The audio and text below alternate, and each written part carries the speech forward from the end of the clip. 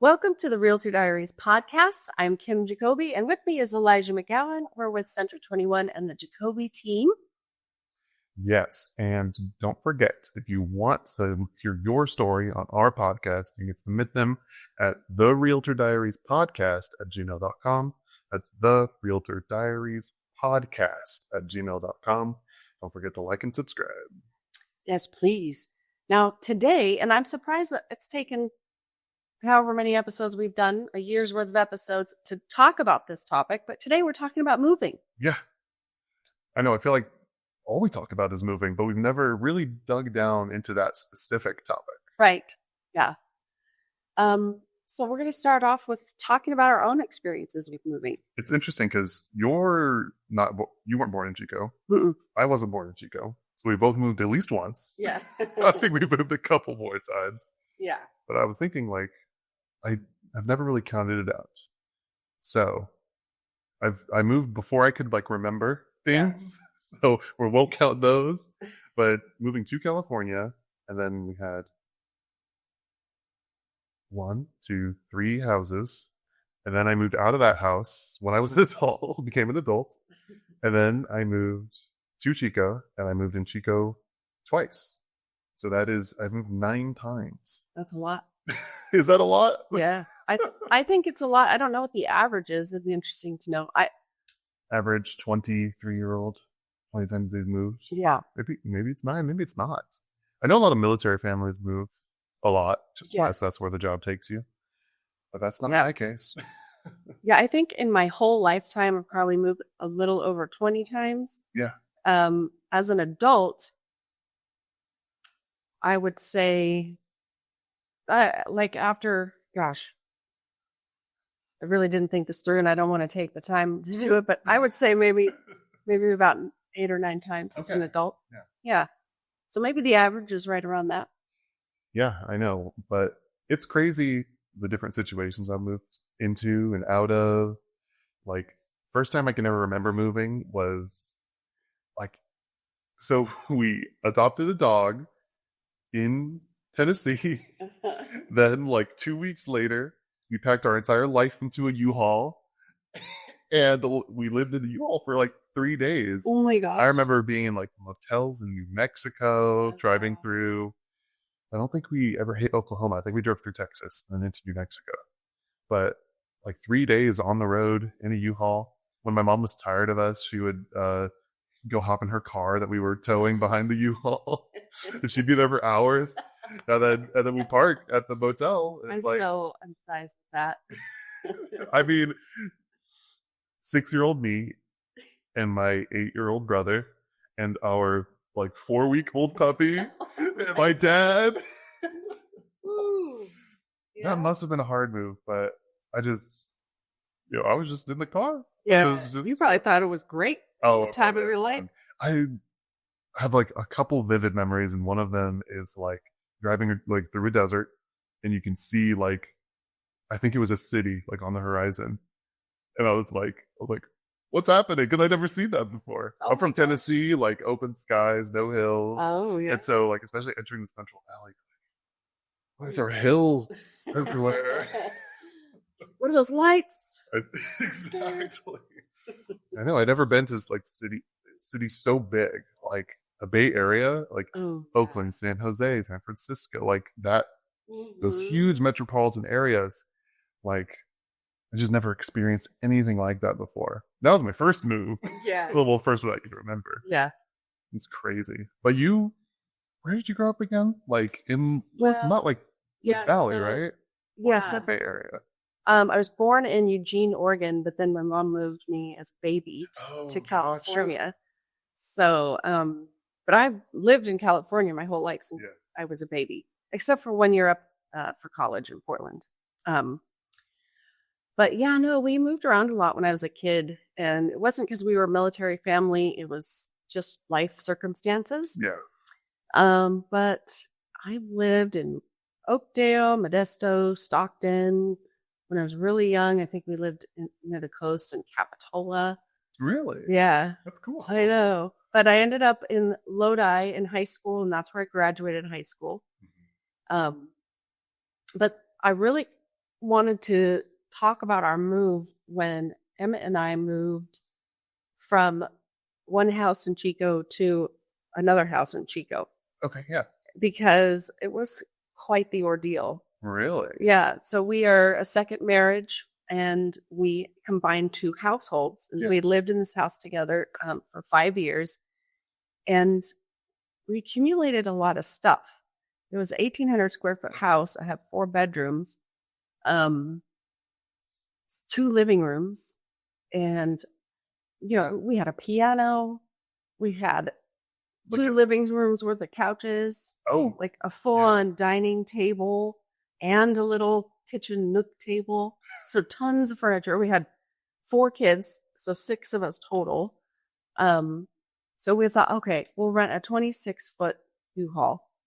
And Emmett's like the master packer. Yeah. So we're good at Tetris. Yeah. We got our whole house inside this 26-foot trunk. Really? I was like, except for the piano. We had that moved separately. Okay. Yeah. Probably for the best. But then what we totally miscalculated was the stuff in the garage and the stuff we had outside. We were like, oh, we'll just throw the stuff that's in the garage. We'll just throw it in like a couple of truck beds. Yeah, that sounds reasonable. We're talking, we had 3, our truck plus 2 friends' trucks, 7 trips. With all 3? 7 trips is what it took to get the stuff in our garage. So did you use the garage for storage? Yeah. Yeah. Yeah. And we moved it all into a... That's a lot. That's a lot. Yeah. That's a lot of time. Oh my gosh. It was just like, there's still more stuff, because we were moving out of a rental into a house we bought. So we had to, anytime you move out, even if you're selling your house and moving into a new one, you have to completely vacate the property. Yes. You have to take everything. Everything. And so it just was like, oh yeah, we forgot about the stuff on the side yard, and I don't know. It just really, we totally miscalculated that thing after another. Yeah. Wow. And it was well into nighttime when we finally got all the trucks. What, did you do it all in a day? We did it all in a day. Oh, that's impressive, though. Yeah, we had like 10 people help us unload.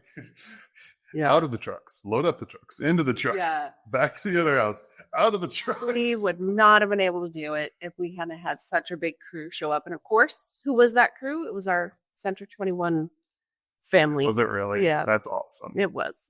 Yep. They came and stepped up and helped out. That was good times. Oh my gosh. I've never had a move like that, though. Yeah. It was. I'm thinking I've only ever had an intercity move, like in Chico. Yeah, that's crazy to think about, because I grew up in Neacail, California, and basically from like 6 to 18 or even 20, I lived in Mendocino County. Like, that's where we lived. Yeah, and we moved from Ukiah to Willits, then back to Ukiah. I've never had an intercity move. How long is it from Ukiah to Willits? It was an hour, and we redid the highway. Oh, nice. A very small town thing to brag about. Yeah, so it's not like you're like, okay, well, we'll come back for this stuff. But when you're moving intercity, you're like, okay, we'll just, yeah, we'll just come back. It'll just be a quick little zip over there. We're 7 trips. 10 minutes away. Yeah, yeah, no. Oh my gosh! But we're excited about our guest that we have today, because I know I spoke to him before we invited him on. Yeah. Totally different. Before we ever planned this topic, totally different reason to text him, and then jump to text him about this topic. So I'm really excited. So in all the times that you moved, had your family or you ever used a professional mover? Never. Same. Completely DIY every time. Yeah. And I will tell you that after talking to our next guest and after this last move that I just shared my story, I will never do it yourself again. I will hire it out. I'm a convert too, unless I am convinced by outside parties next time. All right, well, check them out. Heck yeah. And we'd like to welcome our special guest today, Neacail Murdock. Thank you for being with us. He's the owner of Murdock's Moving and Storage. Now, Neacail, Started in 2014 with junk removal as a business as he was going through college. And then in 2018 is when Murdock's Moving and Storage was officially born. Heck yeah. Neacail enjoys the outdoors and definitely living in the right part of California for that because he likes to do tennis, pickleball, mountain biking, dirt bikes, kayaks, anything that we can do up here is what Neacail's all about. So thank you for being on the show. Yeah, of course. Happy to be here. Thanks for bringing me on. Yep. And if you couldn't tell, today's topic is like moving, like there's things around it, and especially like timing and organization in your move, because that can be, a sticking point for some people. Yeah. It is. I mean, we're a Realtor Diary, so we're all about stories. And we've heard both positive but also negative stories from our clients and family and friends about the horror stories of movers and just how stressful it can be. And so we thought it would be great to have you on just so we can learn more about the moving process when you're using a professional mover. And maybe you could help us all out with some tips and tricks, and just, you're the expert here. So we're looking forward to seeing that, what you have to say. I appreciate that. Yeah, I mean, just as far as timing is concerned, I mean, the more time, you can't call too early, right? Like even if we've had, if you're like a on top of it type of client, or, somebody that's moving, you're going to call 2 to 3 months ahead, right? I literally just got done doing a walkthrough where, this client is moving in June. Mm-hmm. So this year. Of this year. Yeah. So it's January right now, right? Yeah. So she's way ahead of the curve. Yeah. And then we've gotten it all the way down to, can you move us today? Oh my gosh. So I definitely prefer when a client comes and it's like, hey, like we have some time, but we'd like to move by now. Is that like, is your ideal like, okay, we have time to plan this out, put it in the calendar, and then execute over time? Is that like your preference? Usually it's most people's, but yeah, I mean, of course we'd like some time to try to schedule the job, get the right staff, get the right truck. But we also like to accommodate, last minute moves as well. We don't like to turn away any kind of business here at Murdock. So whether, we'll try our hardest. If you call us, and obviously we know if you're calling the day of for a move, it's something happened, right? Something's wrong. Something happened. Maybe your other movers, the other guys didn't show up. I never slander anybody else, but it has happened though. It's happened, and never with us, of course. No, no. Or something happened, right? Maybe your family wasn't able to show up. There's an emergency. So yeah, we try to accommodate any client on any time frame. So, that's awesome. What's the farthest you ever moved somebody? That's a great question. I like that one. Yeah, I'm just curious. I'm like the southern tip of South America. No. Interestingly enough, it's okay. So I'll give you 2 scenarios here. As far as I or my company has ever driven with one of our trucks, Manhattan, Kansas, not New York. They call it the Little Apple. Oh, that's so that was interesting. I've done Denver, Colorado before, but our bread, like where we like to stay, is about an 800-mile radius around our locations. Okay. That's where the further you go, from a business standpoint, it diminished returns, less profitable. Yeah. And our asset, our truck is gone longer, right? And it can't do other moves for other locals that might need that. Yeah. Yeah. We really try to, we do long distance, we do medium distance, we do local. Locals by far our favorite. Yeah. But we'll go far. So yeah, I've been to Kansas before personally. And then as far as, we've had a shipment where we drove it up to Seattle to the docks, and it went up to Alaska, which is fun. Really cool. And we've done Hawaii as well at the docks of Oakland. Oh, cool. So yeah, usually what it'll do is it'll go on a shipping container at that point. You're like, pull up to the dock, like security gate, and flash I'm a mover. Yep, we're a mover. Show us to the container. Yep. Either age of the ship as a good. But there's a lot that goes into that, right? Because a lot of people, don't understand that. We have a lot of equipment on his trucks that needs to stay on the trucks, right? So when somebody's moving not with our vehicles, like whose pads are we using, And we need to put furniture pads on your stuff, because if you don't, then it gets damaged, and then guess who they're calling? Yep. Calling us, and they're like, hey, this came all messed up and we need to fix it. And so we're big on customer service and making sure that not only your items are taken care of, but the person is as well. Mm-hmm. Do you have to like have those connections? Like if you have to like hand off the move, it's like, do you have to like know and trust somebody who's going to be taking up the next step already? It's a great question, Elijah. Thank you for asking it. So yes, absolutely. I'm a big believer in your network is your net worth. And so I, over the past, since 2022, up until then, I was like basically on my own. I knew one person. And in 2022, I started going to moving conferences and really meeting people. Oh, there's moving conferences. Yeah. There's conferences in like every industry. We talked about this on another episode, but the conference industry is huge. It is. Yes. It is an industry of its own. Yes. Yeah. And there's a lot that I actually just got back from one.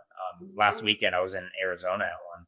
Yeah. Scottsdale and Phoenix seems to be a hot spot. Oh, I can imagine. Okay. Yeah. And then the other ones are in Florida that I go to once a year. And then Florida, Arizona, and of course, I've been to a couple here in California.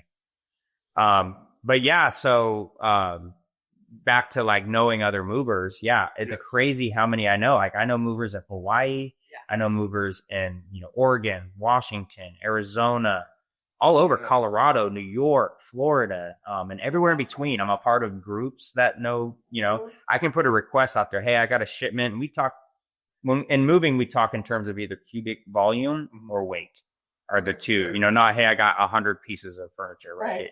No, how much does that even mean? Yeah. Right. So I have 7,000 pounds. It's going to Utah. Can anybody, pick up in Sacramento? Right. And you can do stuff like that, right? Because maybe I want to outsource the shipment because I want to keep my truck here. Yeah. I trust this long distance carrier and they can take the shipment that far. So yeah, it's definitely got to be like kind of a mirror of like the like commercial shipping, like semi shipping. Totally. Because you have like, I know you, at least in that shipping industry, you have like a lot of independent carriers who like sign into dispatchers and they're sending people out like across the country usually. And it seems like for you, it's a lot more important to know like the organization on the other side rather than like, do you ever hire like an independent person who's on the other side going to pick up? Because that doesn't seem very common.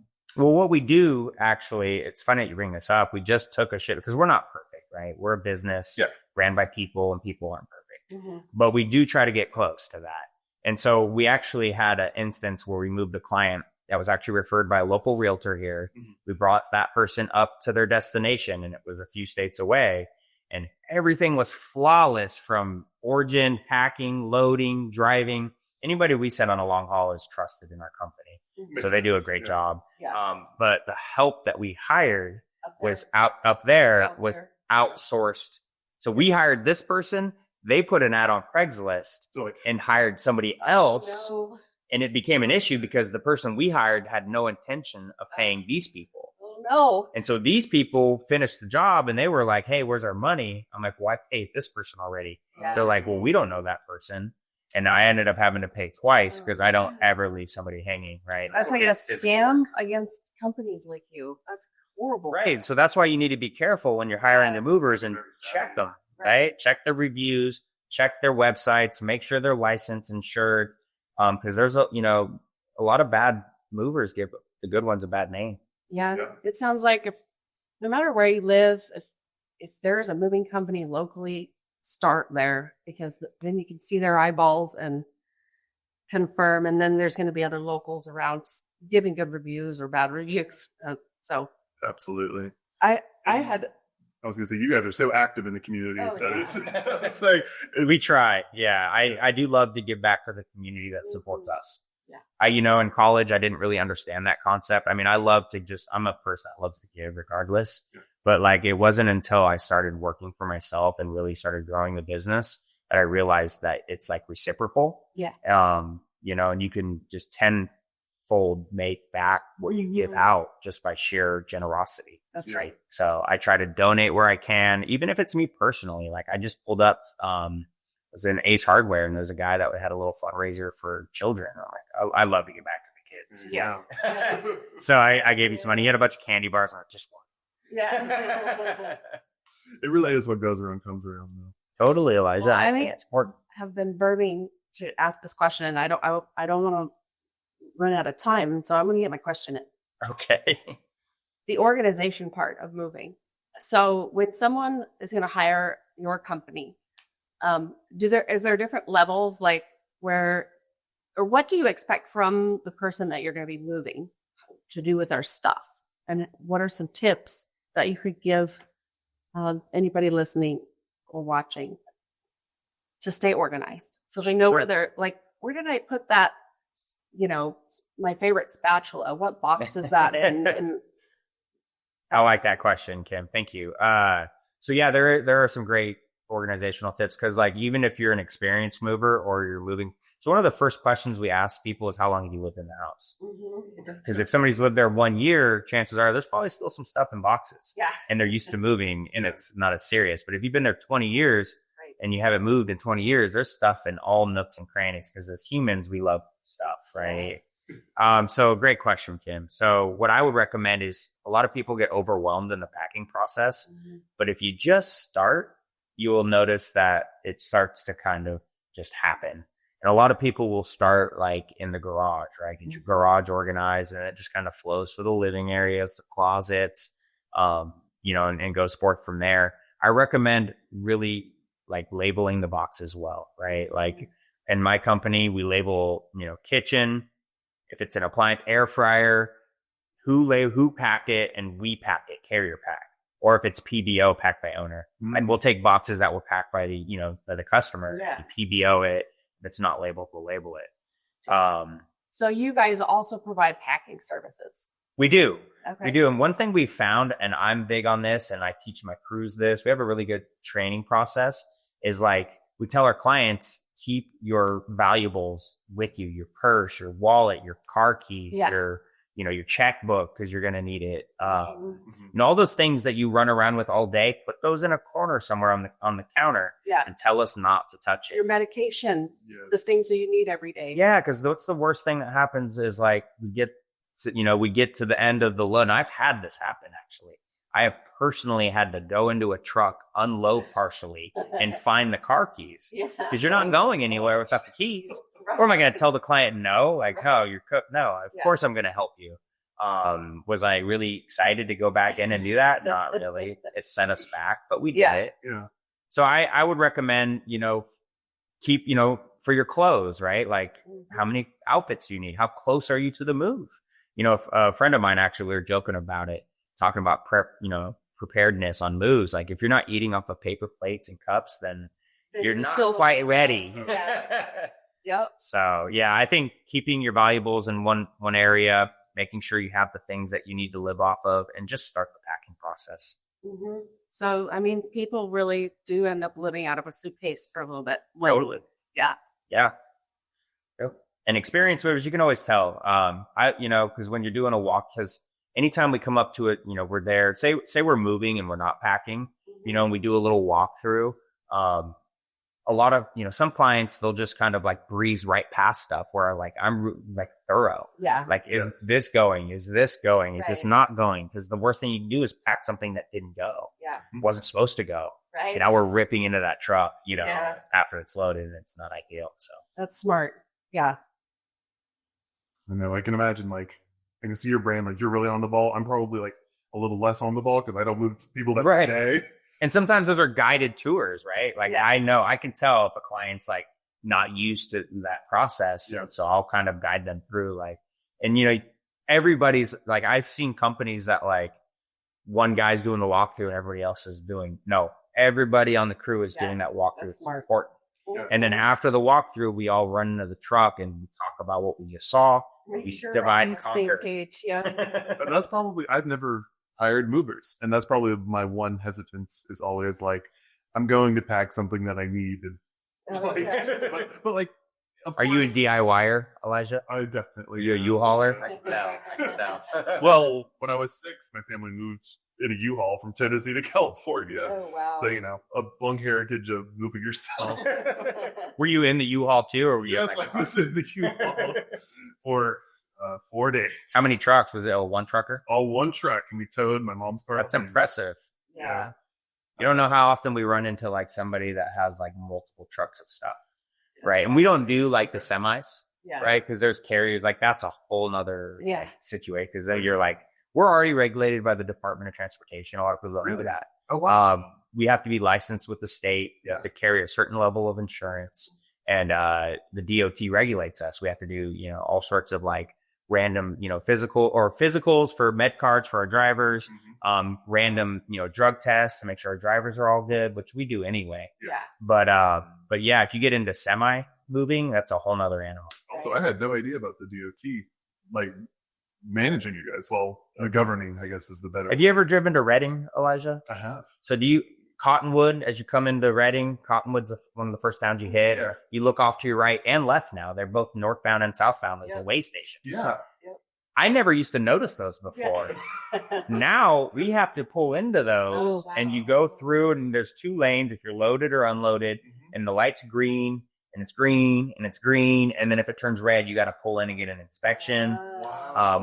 I've wondered how those work. Yeah. Like I said, we've never seen the one. Yeah. And so our T's are crossed, our I's are dotted. So we're, 99% of the time we're good, right? Yeah. They're checking for bill of ladings to make sure you're actually a mover or whatever you're hauling. Yeah. Make sure they check brakes sometimes and the mechanical, soundness of the truck. Yeah. The driver and his med card and things like that. Wow. Okay. Or if you're overweight. So this did happen to us. You guys want to hear a funny story? Whoa, the truck's overweight, not the driver. The truck is. Yes, we're equal opportunity. So you could be skinny or you can be medium, whatever. Yeah. Yeah, I want to hear your You're story. funny, Kim. No, for a split second, that's what I thought you meant. So you pull into the way station. Yeah, so the overweight truck story. Yeah. So let's back up a little. So when we do long distance, we load the truck with our crew. We send one driver out and we hire, now we have a big network of movers we hire. But we send one driver and help locally in that area. It's a lot more affordable to send one driver and have somebody help unload it when you're driving 15 hours, right? Yeah. You don't have 3 people in the truck, all accruing money per diem and all of that. So long story short, we had a truck that was a little overweight heading up to Washington. And the driver pulled into the scale. Unbeknownst to him, he was overweight. So this poor driver, they stopped him. You get out of service. And so he's sitting on the side of the road at the weigh station. So he had to Uber to a U-Haul, put the overflow into a U-Haul, and then or drive that U-Haul back, unload some of the shipment. We're almost to the destination too. So unload the rest into the U-Haul, drive the truck past the scale, and then we had to find another driver for that U-Haul and then get that truck all the way to the destination. And it wasn't fun. Like that was a nightmare for our situation. And it cost me more money and I wasn't going to charge my client anymore. So you have to be really precise when you're estimating these jobs and what it weighs and how far it's. Do you have a scale in your yard? Is that we how don't. That would be lovely. Though. I know, wouldn't it? Like how do you Macy figure it out? Jamps has the scale in town. Nice. Orland has a couple truck scales. Nice. So now we'll weigh it. That was a tough lesson to learn, right? Yeah, because I bet before that you hadn't even thought like, I thought it was underweight. Yeah, we were good. But like, it's crazy. Like these trucks, like without anything in them, they're heavy. Right. Yes. And the legal limit before you get into Class B and A licensing is 26,000 pounds. And so and that includes the weight of the truck. Gotcha. So if the truck weighs 18,000, you got 8,000 pounds you can load into the truck. That adds up quick. Gun safes and armoires and dressers and pianos. Yeah. You're so right. It's just hard for me to conceptualize. Like, I probably have 8,000 pounds worth of stuff. It's hard to like look at your stuff and be like, okay, the table weighs 200. I'm Couch 3. horrible at that. Yeah. Cam, do you have a lot of stuff in your house? Oh my goodness. Yes. Okay. Yeah, we were a DIY moving situation in 2020 when Emma and I bought our house and we moved in 2 weeks before COVID shut everybody down. Yep. But we got a 26-foot U-Haul and a bunch of friends and loaded that U-Haul to the tippy top to the end and still had to go back and then still had 3 friends with trucks. Oh my gosh, so much stuff. Yeah, and that's a pain point. So when we're estimating, like I do a lot of training with both sides of my team, operations and sales. Yeah. Sales gets that bad connotation, right? It does. Negative. But we are selling our moving service to the public. And so we try to emphasize those pain points, right? And we're an very upfront, transparent company. if you don't want to use us, that's fine. It's okay. There's a lot of ways you can move, and we're one of those ways. Yeah. But do you want to move? I mean, the running joke is like, as you get older, Elijah is probably still in that age bracket where his friends and him can do it and it's fine. But, like me, like my friend group, like, does anybody want to slip a disc for a Bud Light and a piece of pizza? No, they're not even returning my phone call. Like, you moving? Yeah, I know. Right? Oh, no. Maybe before it was a realtor, but now it's like my girlfriend or my roommates that are like, we can handle this. And I'm like, we could just hire a mover. It'll be less stress. It'll be less time. I just couldn't believe how much we had misjudged how much stuff we had. That's a classic one. Yeah. Yeah. We'll often run into like the client that's like, hey, we don't have that much stuff. We get there and it's a 2-trucker. Yeah. We're like, huh. And they're amazed. And then when we're unloading it or like bringing it all out, they're like, I didn't even know I had this much stuff. Yep. We did. we noticed. Yeah. So it's a lot of fun. I really enjoy the moving industry because, you get to help people at a pretty stressful time. I mean, we were talking before this episode started about like moves aren't necessarily always happy, right? Some are, result of like something that happened in a life event. And so we need to be cognizant of that and make sure that we're empathetic to those situations. And, we have certain crews that we know are better with the elderly or better with a divorce situation or God forbid a death in the family. Right. So, there's movers that are just like, and I'm not going to name any names, but like we try to be those movers who genuinely care to do. Yeah. So for sure. Yeah. We definitely think that, which is why we asked you on the podcast. Yeah, of course. And I'm happy to be here because, a lot of people think it's just picking things up and putting it down, but there's a lot that goes into it. Yeah. So we've grown quite a bit. I know. So. It's been exciting. It's awesome to see, even just in my 2 years of real estate, like you guys have grown from hearing about you for the first time to meeting you for the first time, even in the recording. You remember where we met for the first time, Elijah? The exact first time? Yeah. Was it? I do. Oh no, come on. It had to have been at on a Wednesday. I saw you at tour, but because I saw you on a Wednesday before we ever spoke. The first time we actually spoke was at a Chico Chamber of Commerce meeting. Oh my IPO. gosh, yes. Oh my gosh, thank you for the no problem. Yeah, you don't forget a face like that. It was cool though, and to watch you grow as well. And the realtor business is not easy, right? It's equally as difficult as anything. Like it's tough. Like we were just at the installation awards and recognizing some lifetime achievements, which was awesome. I know. Yeah. But like being in a business where you have to like eat what you kill, and like if you don't go out there and make it happen, then it's not happening. That's right. That's right. So entrepreneurship, you're that's why you have a sales team. Right. And like it used to be me. And like I think a lot of service-based businesses, and I'll even go outside of moving, right? Mm-hmm. Well, let's just say a lot of small business owners get held back as they think they have to do everything. Yeah. Right. This was me. And, you have my stats on the board, and I started in 2014 and really started picking the business up in 2018. But like, I thought I had to wear all the hats. So I was like, this is me. I was answering the phone in the back of the truck, loading a truck and dealing with it all, or I'd finish a move all day. And then at night I'd be working up estimates and trying to get back to everybody. It was exhausting. Yeah. There's an ancient, I think it's an African proverb. It's like, if you want to go fast, go alone. But if you want to go far, go with a team. I've heard that. Yep. Yes. So I really believe that. And, shout out to the team at Murdock's because, they really go above and beyond. It's actually really, it fills my cup to see them every day shouting out stats and, lifting each other up, and then the operations and sales coming together to work things out. And like, I can leave now, and trust that they got it.